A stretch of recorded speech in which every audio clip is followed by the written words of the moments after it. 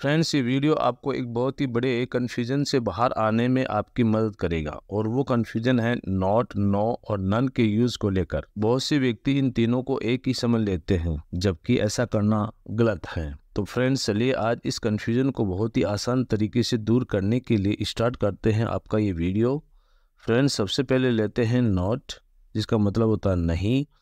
सबसे पहली बात तो ये कि इसका यूज सेंटेंस को नेगेटिव बनाने में हेल्पिंग वर्ब के बाद करते हैं। जैसे ही इज अ टीचर, तो इसे नेगेटिव बनाने के लिए हम वर्ब इज के बाद नॉट जोड़ देंगे और हमारा सेंटेंस हो जाएगा he is not a teacher. जैसे शी लिव्स इन गोवा, तो नेगेटिव बनाएंगे हम she does not live in Goa. Raj has a car, Raj does not have a car. Friends, यहाँ हैव कोई हेल्पिंग वर्ब नहीं है, ये एक पोजीशन वर्ब है। इसका वीडियो मैंने पहले से बनाया हुआ है, आप प्लेलिस्ट पे जाकर इसे देख सकते हैं। He can speak any language, और अगर मैं इसे नेगेटिव बनाऊँ तो मैं कहूँगा he can not speak any language. तो एक्चुअल में नॉट हेल्पिंग वर्ब के बाद लगकर सेंटेंस को नेगेटिव बनाता है, लेकिन जब हम नो की बात करें तो मीनिंग तो इसका भी नहीं होता है, लेकिन इसकी बात अलग है।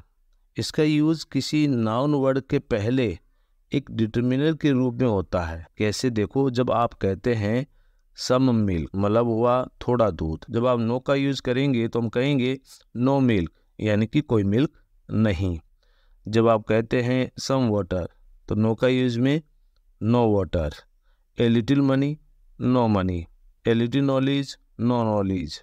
ए फ्यू फ्रेंड्स, नो फ्रेंड। अगर हम नो की यूज़ की बात करें तो इसका use as a subject, as an object दोनों जगह होता है। जैसे जब आप ये कहते हैं Raj can not solve any question, Raj can not solve any question negative sentence है, लेकिन जब मैं नो का यूज़ करके इस सेंटेंस को लिखूंगा तो मैं लिखूंगा कि Raj can solve no question, Raj can solve no question.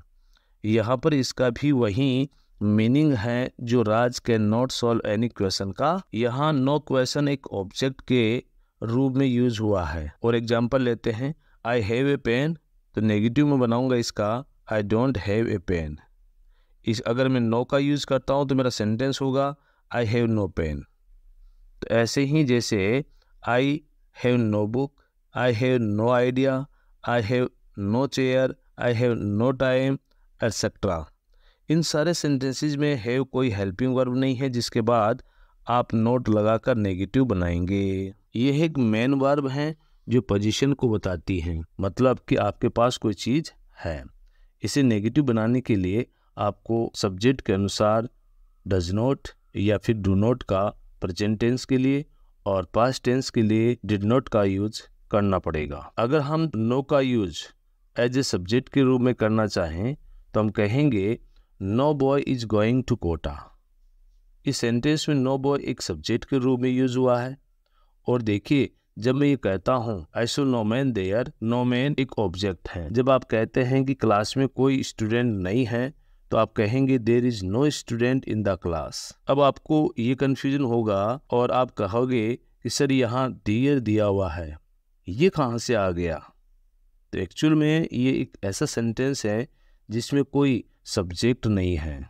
जब सेंटेंस का कोई सब्जेक्ट नहीं होता तो एज ए डमी सब्जेक्ट हम देयर का यूज़ करते हैं, और इसके बाद लगने वाली वर्ब उसके आगे आने वाले नाउन वर्ड के अनुसार आती है। There is no water in the class, there was no boy in the street, there was no dog in the house, there is no bench in the class. अगर आप चाहो कि इन सेंटेंसेस को note से बनाएं तो सेंटेंस कुछ इस तरीके से बनेगा, there is not any bench in the class, there is not any bench in the class.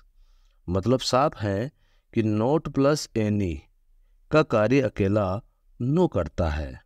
यानी मतलब ये हुआ कि not plus any equal to no. जैसे I did not buy any book, तो मैं कहूँगा I bought no book, I bought no book, I bought no pencil. अब लेते हैं हम नन का प्रयोग। नन का मतलब होता है कोई नहीं, लेकिन यह एक प्रोनाउन है। यह एक सब्जेक्ट के रूप में नन ऑफ प्लस प्रोनाउन के स्ट्रक्चर के रूप में यूज होता है। जैसे none of them came yesterday. None of his friends is a cheater.